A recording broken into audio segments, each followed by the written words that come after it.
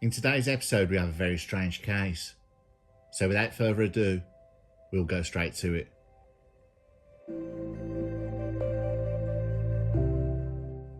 Around 3 p.m. on October the 4th, 2021, Olivia Johnson was driving along Bentley Mill Way in Walsall in her Volkswagen Polo.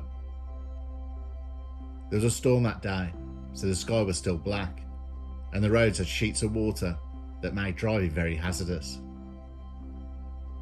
Olivia Johnson had just been to the shops, and while driving home she reduced her speed on the road as the visibility was becoming poor. She glanced in the rearview mirror and she noticed a Nissan Juke behind her, but more worryingly was that the car was right behind her bumper. The Nissan Juke continued to drive inches away from Olivia's car. Then the Nissan Juke started flashing its lights. Olivia couldn't understand why the car was driving so aggressively. The road had many overtaking opportunities, and the traffic on the other side of the road was not busy. The car could overtake without a problem at all. Olivia started getting worried. The car kept backing up and then accelerating towards her. Olivia's concentration was on the car completely.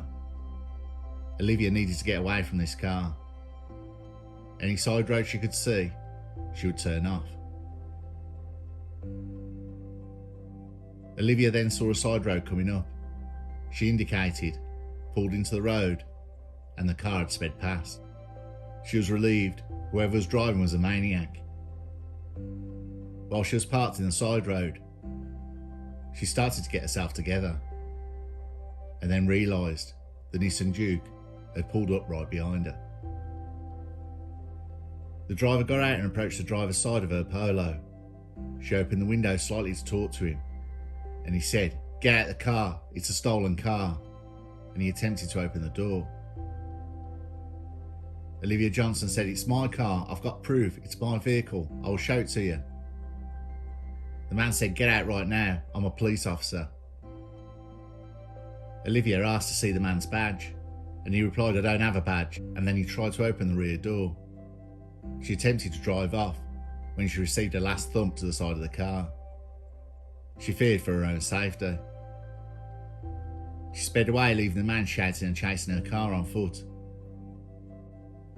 She never saw him again. She drove into Reedswood Retail Park, and terrified, a few hours later, she reported the incident to the police. West Midlands Police had the reg, which came back as a 2012 grey Nissan Juke. The owner was promptly arrested.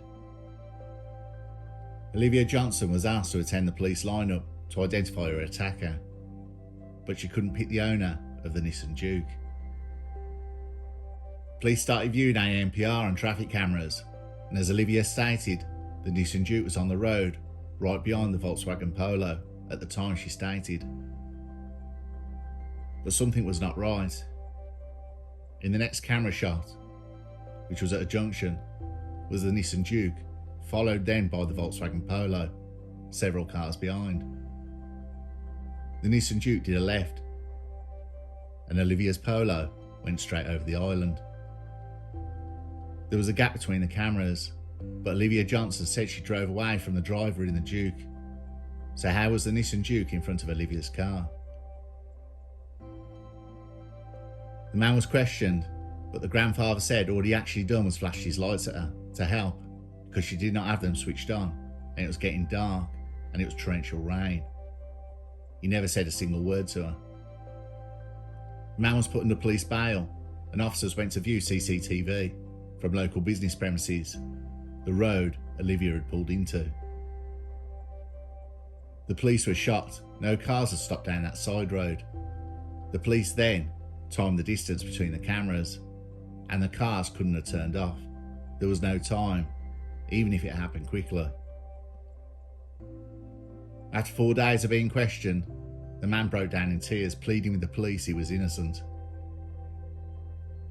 Olivia was interviewed again, and her account changed from what she had told in a statement. After a few hours, she started saying the car flashed its lights, and she was worried about what had happened to Sarah Everand, the woman who was abducted and murdered by police officer Wayne Cousins.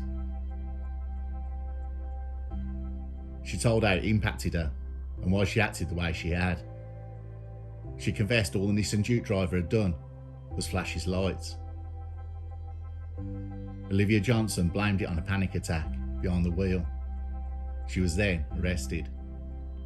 In court, Joshua Purser, defending, conceded his client had concocted an incredibly dangerous account of fiction and said, "Behind me is a girl disgraced, ashamed, and this morning dumbfounded at the reality of this fantasy she created upon an innocent man." He stated a psychiatrist had diagnosed Johnson of having borderline personality disorder. While her home life at the time was far from straightforward, Mr. Purser told the court she suffered from anxiety and depression, in which she heard voices. These allegations arose rather obscenely from voices she heard at the time. He added she admits how stupid she is. The reality is she is not someone so stupid she is beyond rehabilitation.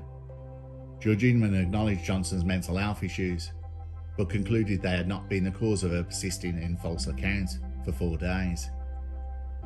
He said, "You were keen to portray yourself as a victim. The author of a pre-sentence report recalls you saying you realised what you were saying to the police wasn't true and was false. It wasn't a case of you being deluded. Those who commit these type of offence make big allegations, and as a result, innocent people are harmed.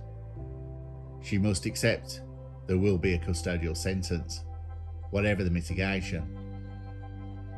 Judge Inman reduced the term of her sentence, taking into account Johnson's age of 21, her guilty plea and lack of previous convictions, but he ruled there was no exceptional circumstances to justify suspending the sentence. Olivia Johnson, who's 21 years old, pleaded guilty to perverting the course of justice and wept as she was sentenced to 8 months detention at Young Offenders Institute. The driver of the Nissan Duke said he is mentally distraught and has been since the incident. He was severely shook up. He had only been trying to help by flashing his lights. It affected his wife and children, and he had been held in custody for nearly 24 hours. He was petrified he was going to be charged. He felt stunned and criminalised.